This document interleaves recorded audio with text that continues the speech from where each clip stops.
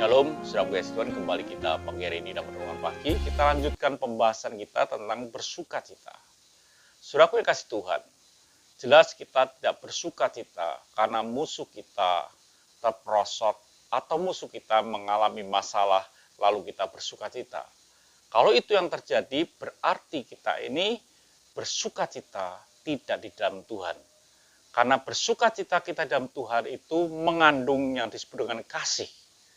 Saudaraku yang kasih Tuhan, kita baca lagi dalam firman Tuhan, dikatakan dalam Filipi 4 ayat yang keempat.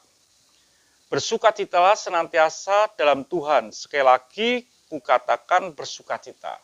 Bersukacita yang Tuhan inginkan adalah bersukacita di dalam Tuhan. Beda bersukacita yang tidak dalam Tuhan. Bahkan kita akan bersukacita karena musuh kita ini kalah atau musuh kita itu mengalami kecelakaan, kita akan bersukacita. Tapi kalau di dalam Tuhan sebaliknya. Bahkan kita mengasihi musuh kita. Kenapa demikian? Karena firman Tuhan berkata di dalam Filipi 4 ayat yang kelima, hendaklah kebaikan hatimu diketahui semua orang. Kebaikan hati kita diketahui oleh semua orang. Arti dari semua orang itu siapapun yang bertemu dengan kita, biarlah kebaikan kita itu diketahui oleh setiap orang. Tidak peduli itu musuh kita, tidak peduli itu orang yang membaiki kita atau orang yang mencelakai kita. Tetapi kebaikan kita harus dilihat oleh semua orang. Nah, ini yang Tuhan inginkan, bahwa hidup kita ini betul-betul hidup yang luar biasa, beda dengan dunia. Bahwa kebaikan kita bisa diketahui oleh semua orang. Khususnya juga keluarga saudara. Tidak peduli kondisi suami saudara, tidak peduli kondisi istri saudara.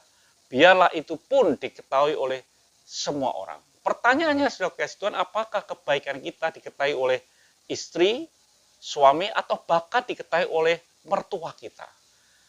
Baiklah kebaikan kita ini, yang dalam hati kita ini memancar keluar, diketahui. Ini bicara soal tindakan, bicara soal sesuatu yang keluar dalam kehidupan kita. Ini yang harus terjadi dalam hidup kita. Kenapa hal ini harus terjadi?